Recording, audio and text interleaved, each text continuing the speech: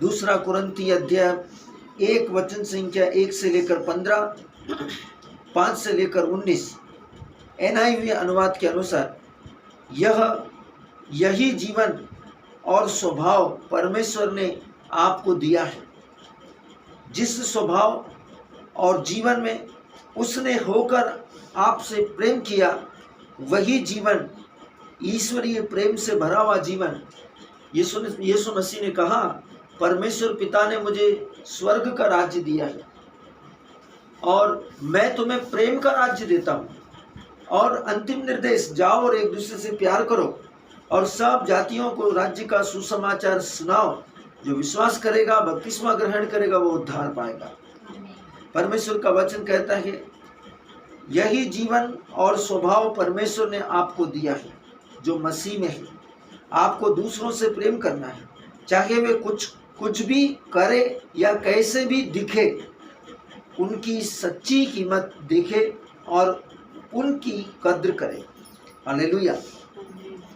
जब आप missionaries of charity में जाएंगे और आप देखेंगे कि लोग कितनी विकृत परिस्थितियों में वहाँ बीमार और लाचार अवस्था में पड़े हुए हैं और उन्हें समाज के लोगों ने ठुकरा दिया, उन पर ध्यान नहीं दिया। परमेश्वर का वचन कहता है, सर्वशक्तिमान का वचन कहता है, सर्वोच्च ईश्वर का वचन कहता है, सर्वशक्तिमान का वचन कहता है, पवित्रता के ईसा है, शक्तिशाली परमेश्वर का वचन कहता है, पवित्र राष्ट्रों के ईश्वर का वचन कहता है, सेनाओं के परमेश्वर के इकलौते परम प्रिय पुत्र का वचन कहता है, यही स्वभाव जो परमेश्वर ने आपको दिया, जो उसके पुत्र में है, जिसने दूसरों से प्रेम किया, उनके पापमय परिस्थितियों के बावजूद, उनके व्यभिचारिणी होने के बाद भी, उनके हत्यारे होने के बाद भी, उनके ठग होने के बाद भी, उनके पियक्कड़ होने के बाद भी, उनके घूस लेने वाले होने के बाद भी उसने उनसे प्रेम किया। चाहे वह कुछ भी हो या कुछ भी करे, कैसे भी हो या कैसे भी रहे, कैसे भी दिखे या किसी भी प्रकार की हद तक चले जाए, उनकी सच्ची कीमत देखे और उनकी कद्र करे। मदर तेरेसा इसका एक जीवित उदाहरण है और मदर तेरेसा के समान बहुत से ऐसे लोग हैं। उन्होंने ऐसे लोग जिन्हें संसार ने ठुकरा दिया, नज़रअंदाज कर दिया, उन्हें भुला दिया गया, वे इतिहास बन गए, उन पर धूल और मिट्टी पड़ गई, लेकिन उन्होंने और मिशनरीज ऑफ चैरिटी की संस्था की जो नन्स हैं, सिस्टर लोग हैं, उन्होंने, धर्म बहनें हैं, उन्होंने और बहुत से धर्म सेवकों ने विश्वास में ऐसे लोगों की सुधि ली और उनकी कद्र की, उनकी सच्ची कीमत को देखा कि ये ईश्वर का प्रतिरूप है, यह हमारे जैसा एक मनुष्य है और इसका इस अवस्था में होना संपूर्ण मानव जाति के लिए शर्मिंदगी की बात है, क्योंकि ईश्वर ने मनुष्य को ऐसा नहीं बनाया। ईश्वर ने मनुष्य को अपना आत्मा दिया, ईश्वर ने मनुष्य को अपना वचन दिया, ईश्वर ने मनुष्य को अपनी महिमा, अपनी सामर्थ्य दी। ईश्वर ने मनुष्य के लिए शैतानों के साथ, परमेश्वर के वचन के साथ, अंधकार की शक्तियों के साथ परमेश्वर ने मसीह में होकर उनसे युद्ध किया, उन्हें लताड़ा, उन्हें प्रताड़ित किया और क्रूस की 10 कष्ट और उसके दंड के द्वारा उन्हें अपदस्थ कर दिया।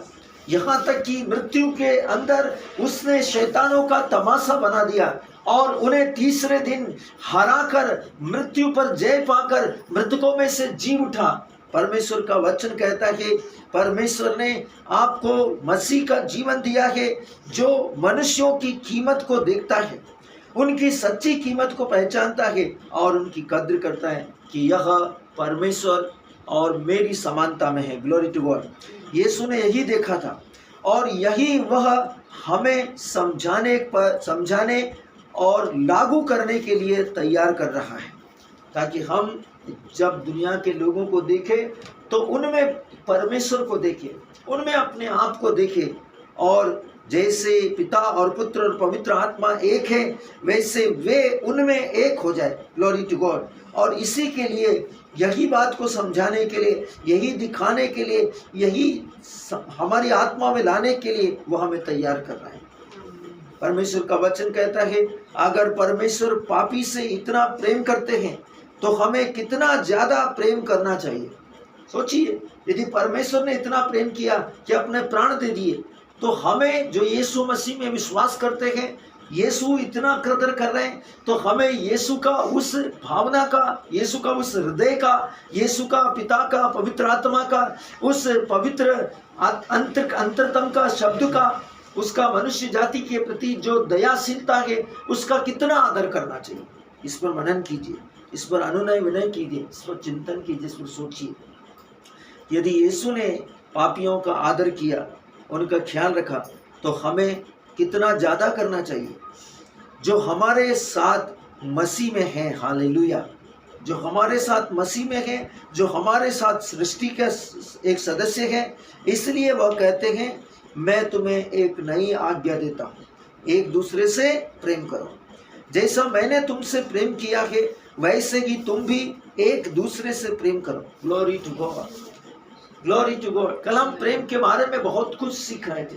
हमने प्रेम के बारे में बहुत सी बातें की, परमेश्वर का वचन के बारे में। पवित्र आत्मा जो यहाँ पर परमेश्वर के जन के द्वारा आपसे और मुझसे कहते हैं, एक दूसरे से प्रेम करो, जैसे मैंने तुमसे प्रेम किया वैसे ही तुम भी एक दूसरे से प्रेम करो। हा हा हा, हालेलुया। यूहन्ना का सुसमाचार अध्याय 13 वचन संख्या 34।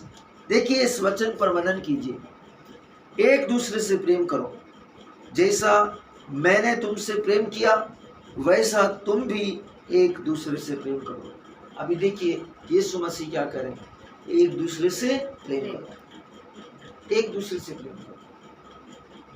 और जैसा मैंने तुमसे प्रेम किया, तो मसीह ने हमसे कैसा प्रेम किया कि हमारे लिए अपने आप को, अपने परम प्रिय को दे दिया। वैसे ही आप भी अपने लिए, अपने प्रेम के लिए, उन लोगों के लिए जो आपकी समानता में, आपकी छवि में, आपकी सदस्यता में है, उनकी कद्र करें और अपना सर्वस्व उन्हें दे। परमेश्वर के पुत्र और पुत्री होने के नाते उस नई आज्ञा के साथ सहभागिता करें।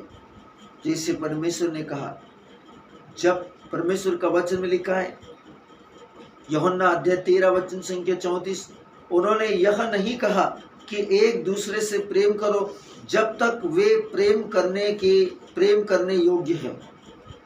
उन्होंने ऐसा नहीं किया कि जब तक वो आपसे प्रेम करने के लायक हो या योग्य हो तभी तक उनसे प्रेम करो।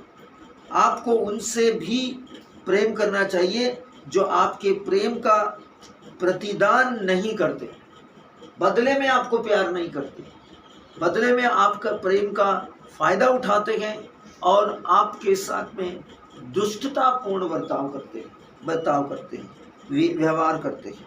समझने की कोशिश कीजिएगा। अपने अस्वीकार से आपका प्रेम रुकना नहीं चाहिए। मान लीजिए आप किसी के पास गया और कहने लगा कि भाई या बहन, क्या मैं तुम्हारी मदद कर दूं, और वो आपसे कहने लगे, चल चल दूर हट दूर हट, और आज के बाद आना मत इधर, और हाथ नहीं लगाना, टच नहीं करना।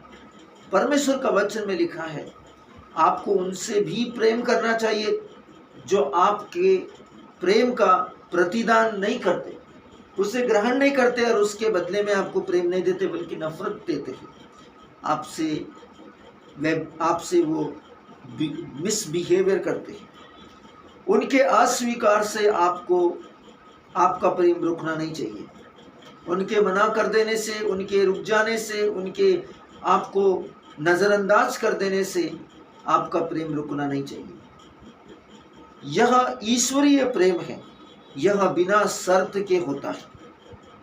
यह ईश्वरीय प्रेम बिना शर्त के होता है। यह दूसरों के वास्तविक मूल्य को देखता है, उनकी कमजोरियों पर, कमियों पर, दुर्बलताओं पर, उनके परेशानियों पर दृष्टि रखता है और उनकी कद्र करता है, उनका आदर करता है, उनका सम्मान करता है, उनकी मदद करता है। वो मांगे या न मांगे, वो फिर भी उनकी मदद करता है। Glory to God. ये समय है प्रार्थना का। हम अपने पवित्र हाथ खोलें, पवित्र आंखों को बंद करें